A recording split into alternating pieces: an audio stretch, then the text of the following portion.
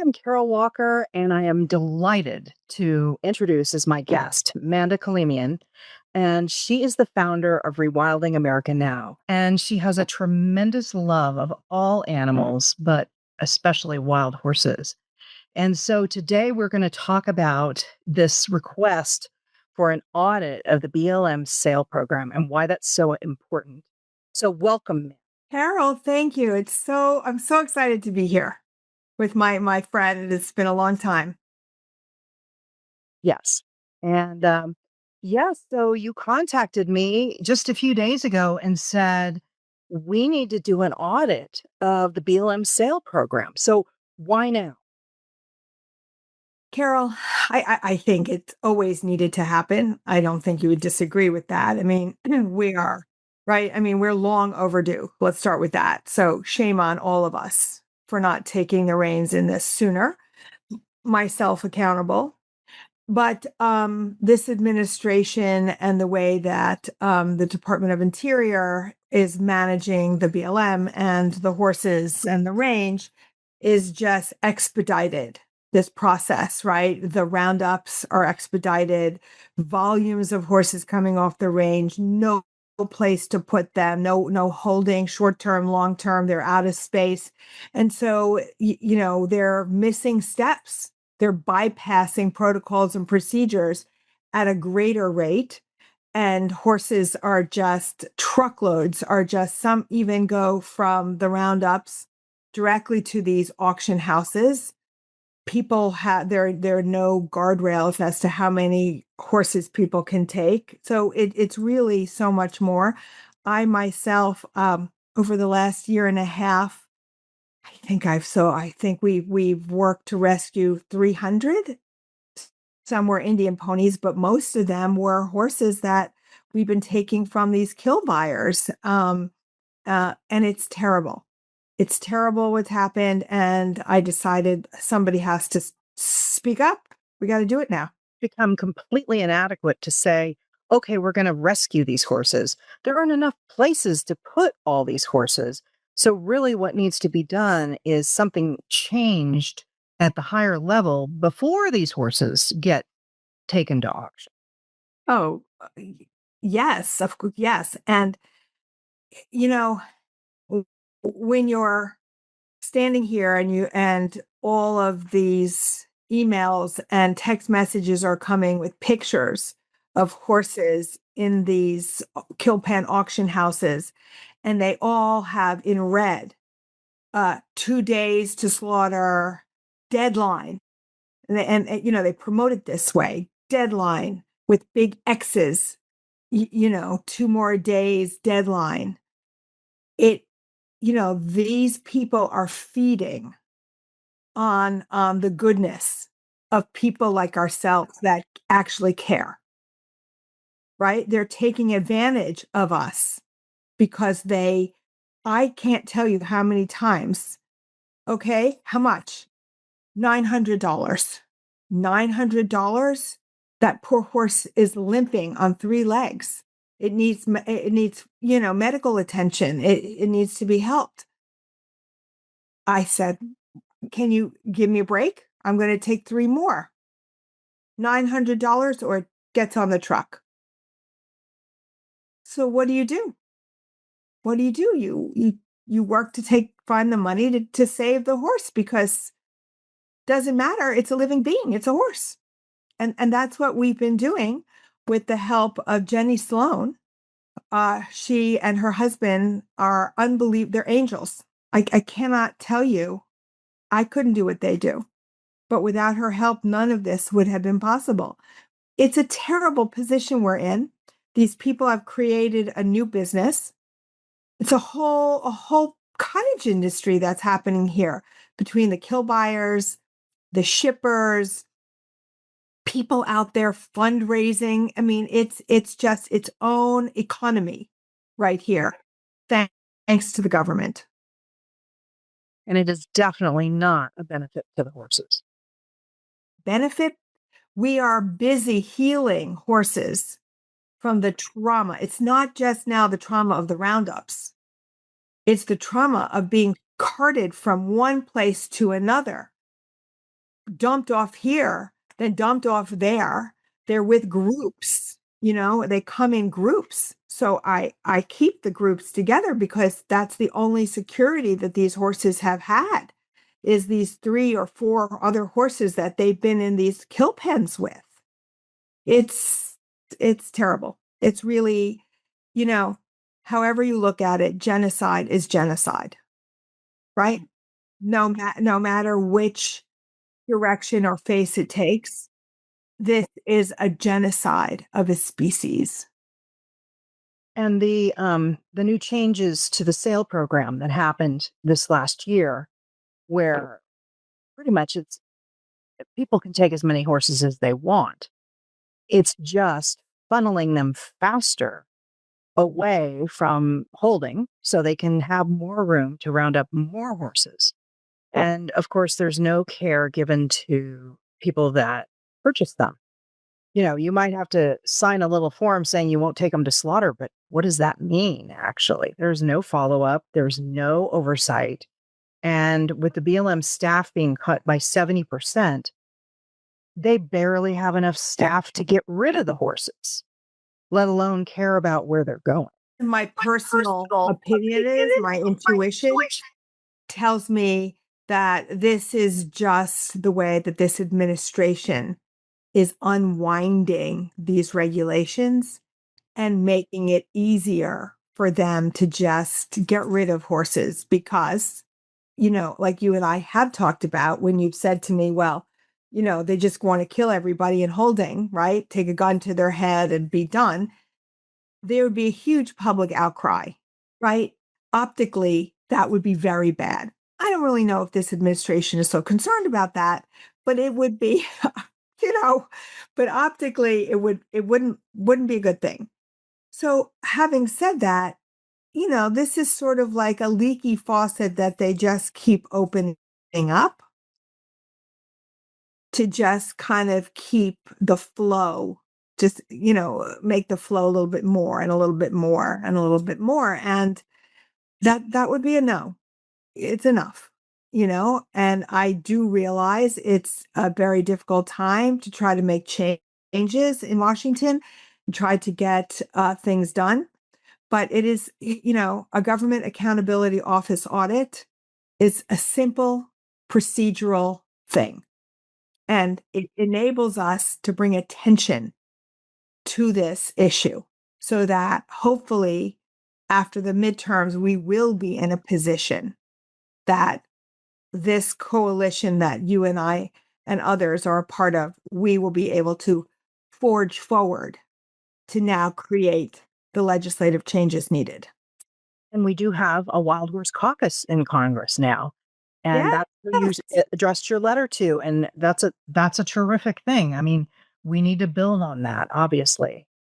Yes, 100%.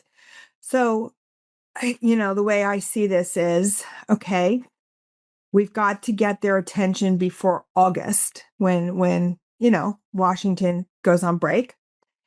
And we've got to start the conversations now so that when they come back in the fall, right, we can work towards a real collaboration with the caucus and others in Washington to help them. We need to help them.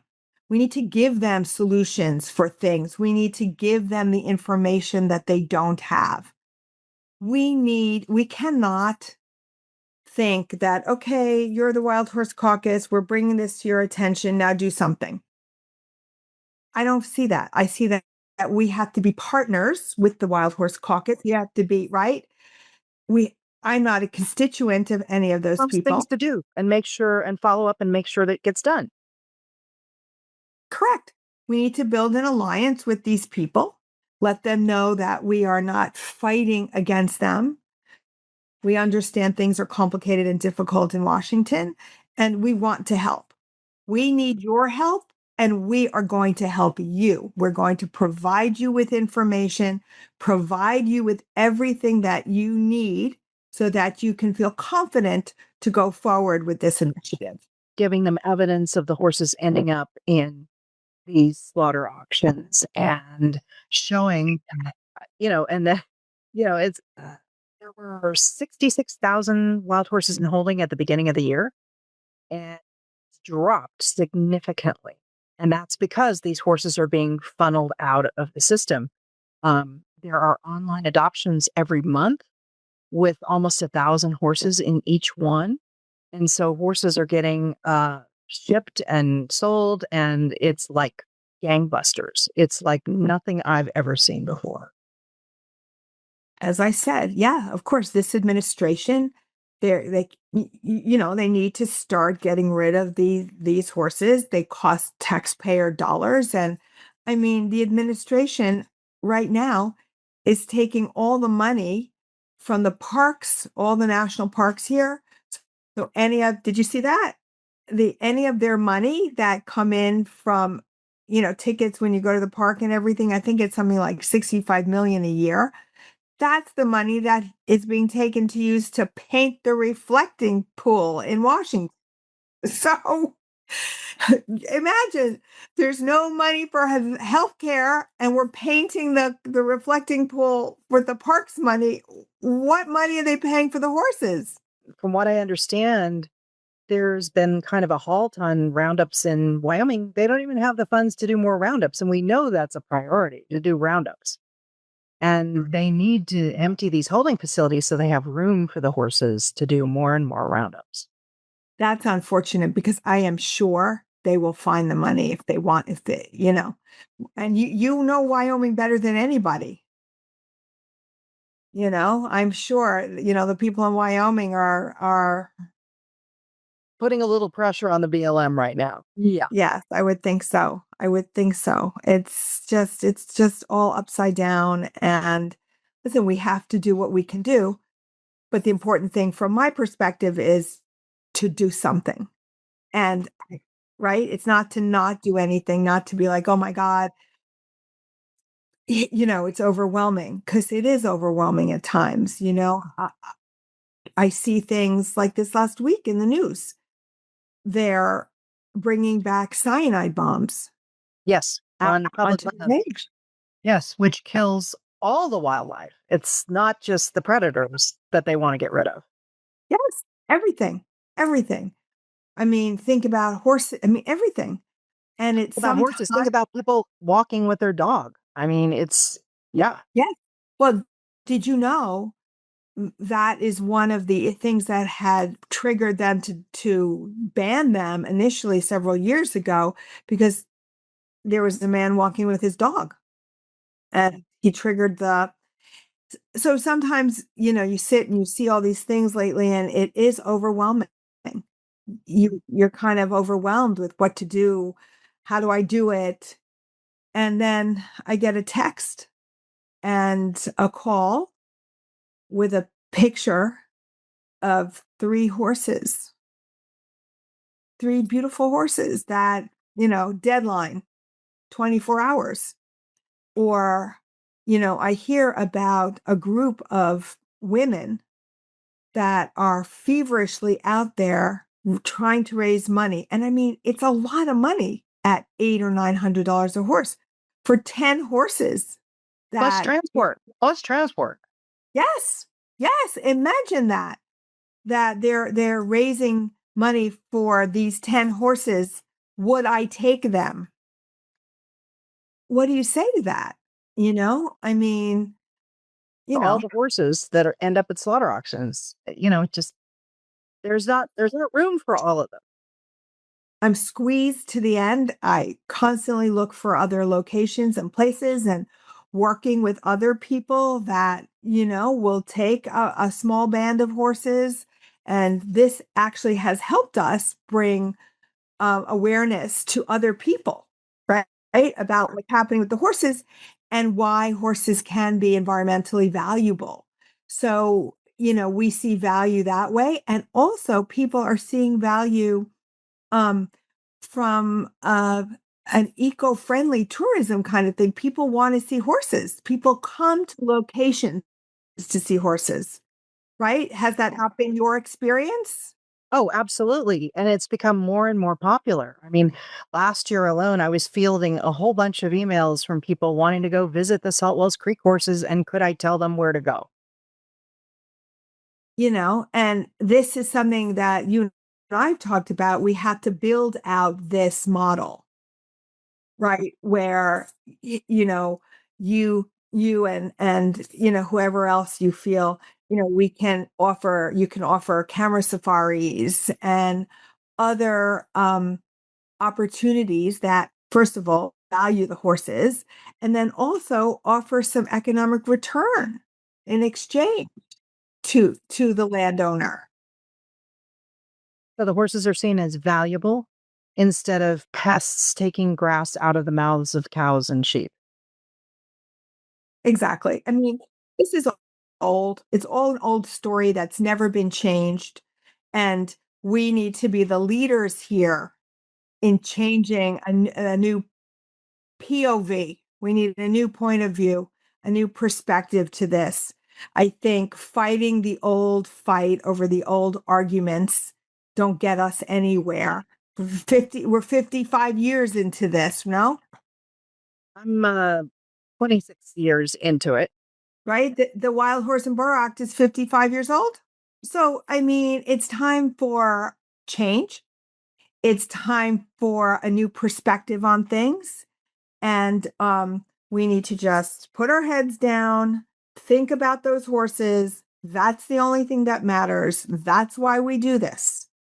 And we need to work together for the solutions that can make a change for the lives of the horses that we can help and save, so that we can ensure there will always be horses here in the United States, wild horses in the American West. Absolutely.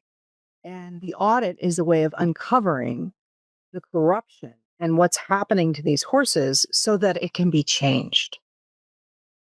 So, would you say, from your experience, that this is the proper first step to get things moving for change?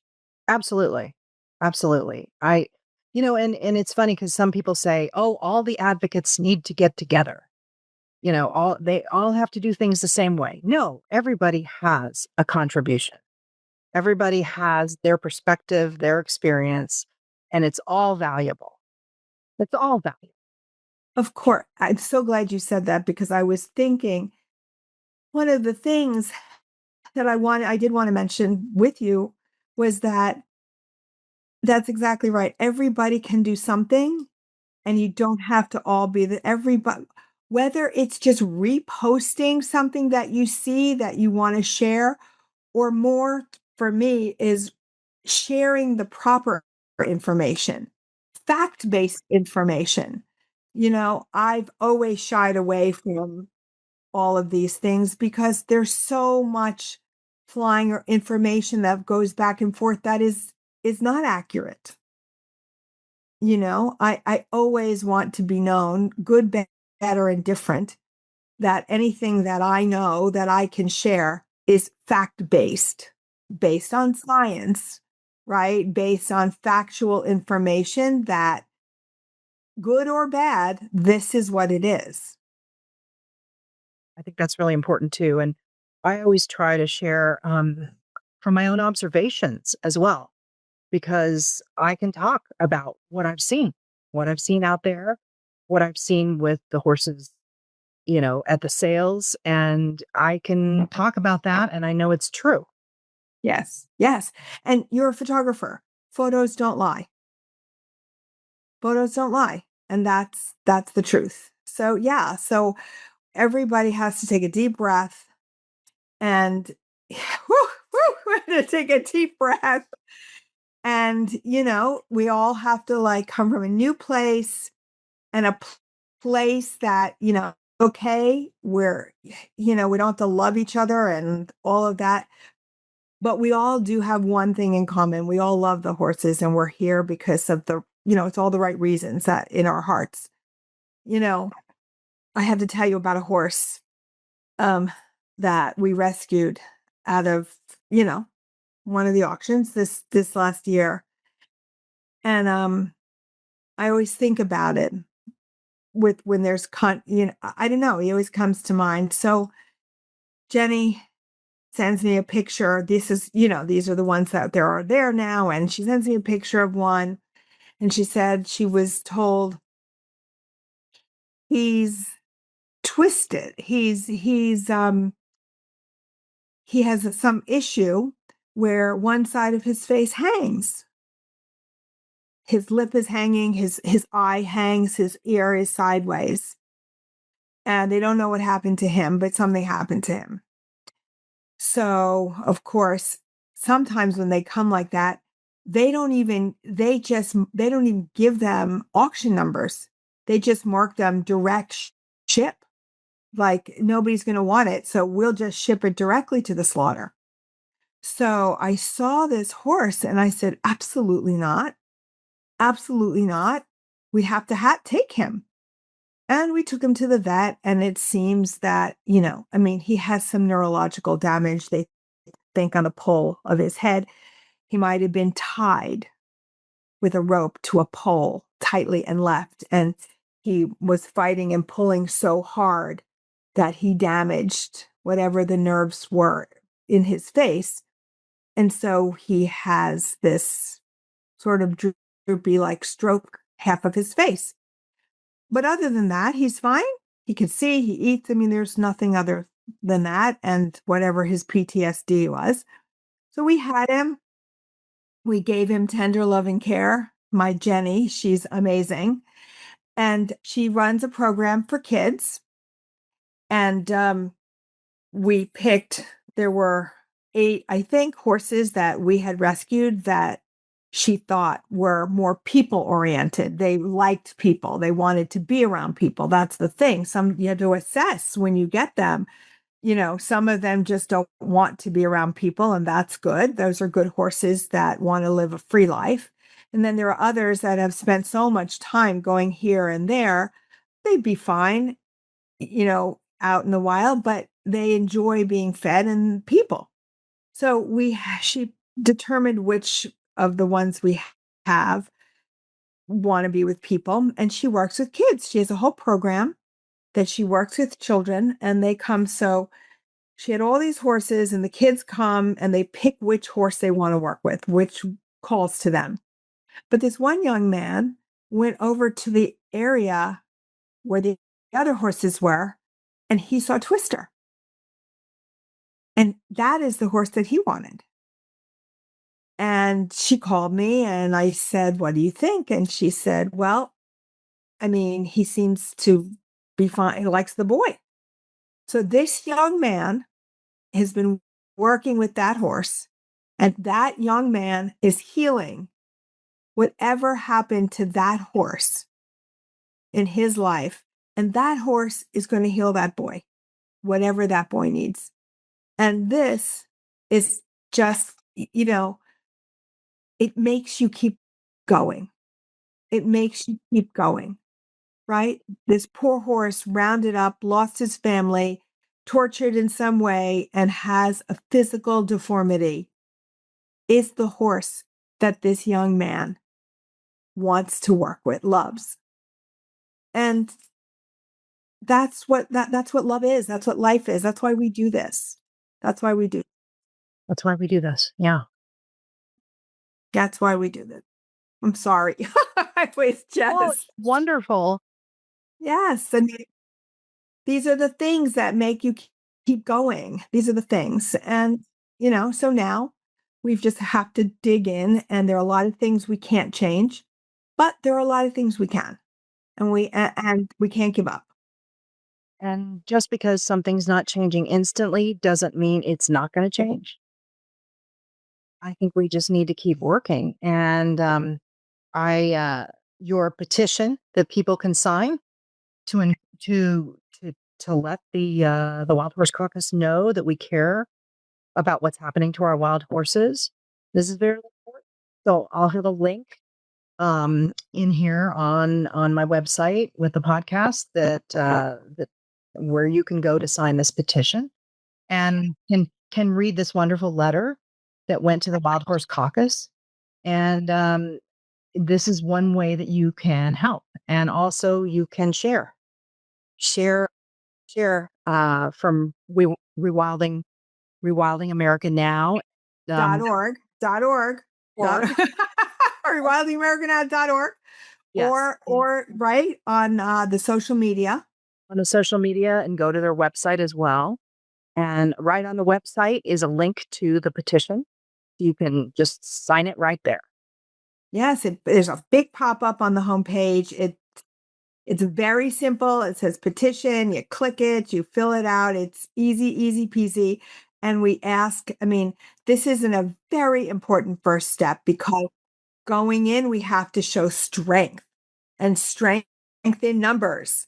So share, right? Everything, rewildingamericannow.org, right? Reach out to me, Carol, anybody. You don't have the link, where can I find it, right? And just share it to anybody. You don't have to be a horse person to think that what's happening is bad, and I'll add my name to that, right? Absolutely. And that's how we educate people about what's happening so that they care, you They know? care and they see where they can make a difference. Yes. And you know what else I have found? It has been my experience. You know, if people are in a city, they don't really have horses in their life or they're not around horses. But when you say, "I'm sorry, is that okay? Those are your tax dollars. Is that the way you want your money spent? Allowing horses to go to slaughter?" You know, that you bring a new perspective to people. And as far as the hope part, I started my journey with wild horses 22 years ago, not 26, 22 years ago. And social media has been a huge game changer because people have been able to share pictures of horses, tell stories about horses, show what's happening to the horses. And I really believe that if that hadn't happened, we wouldn't have thousands and thousands of people who care about them and are willing to do something about it to help them. And I think they would have been gone by now. So there is hope. We are making progress. It's just maybe not looking like instant progress right now. But I think it's still very important to keep working to help them and keep educating other people about what needs to be done. 100%. So, yeah. So it's education, collaboration, right? Is that we have to bring education and collaboration together. And we just have to remember we may not all be like minded about everything, right? But the one thing that we are like minded about is that we all want to save these horses.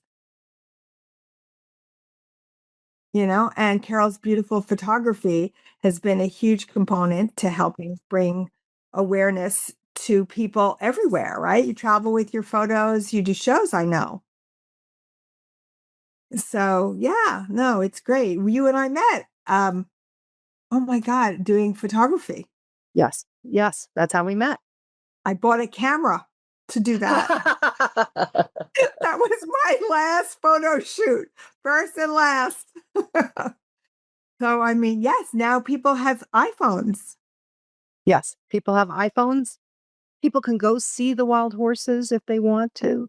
And they can go visit eco sanctuaries where they can photograph the horses, which is a really good way to do it because it's usually a little easier to approach the horses when they're at a sanctuary. So that's part of the good news about being able to bring people out there and let them know what's going on. You know what that makes me think about right now? Maybe we should put some really amazing photography together, some of your photography, and send some amazing images to these members of the Wild Horse Caucus. Maybe they haven't really, I mean, do they really see images of wild horses in the wild and see, the beauty of them? I don't know. I think that, you have to see things to understand it. That might be a very good and interesting opportunity to do that, to share some Done that with imagery. our petition. Yes. Yeah, 100%. Those beautiful images, while we have images of the horses, how they've ended up, they could see the disparity. That might be a really good thing to do. Yeah. Yeah, I love that. So, yeah. Well, this is nice chatting with you on a Saturday morning. I appreciate this. Thank you so much for doing this. And as I said, go to rewildingamericanow.org and sign the petition. We'll keep in touch and give an update as to how things are going. Of course, yeah. And if you have any questions, reach out, right? info@rewildingamericanow.org. Questions, ideas, thoughts, but right, we've got to get those signatures and we've got to get the government moving so that they put BLM on alert. Right? Even if before the audit's complete, even if they know that there's conversation of that an audit is going to be had, don't you think they're going to tighten their belts a little bit and try to, Absolutely. yeah. So we don't have to wait for the audit to be complete. We just have to, Demand the it fact, and get it yes, going. yes, just this alone is gonna put them on notice. Right? So we've already got the ball rolling. We're good. I mean, we're going. We're going. So, all right. Thank you so much, Manda. Oh my God, thank you, Carol, for having me and for helping and for your friendship. Thank you.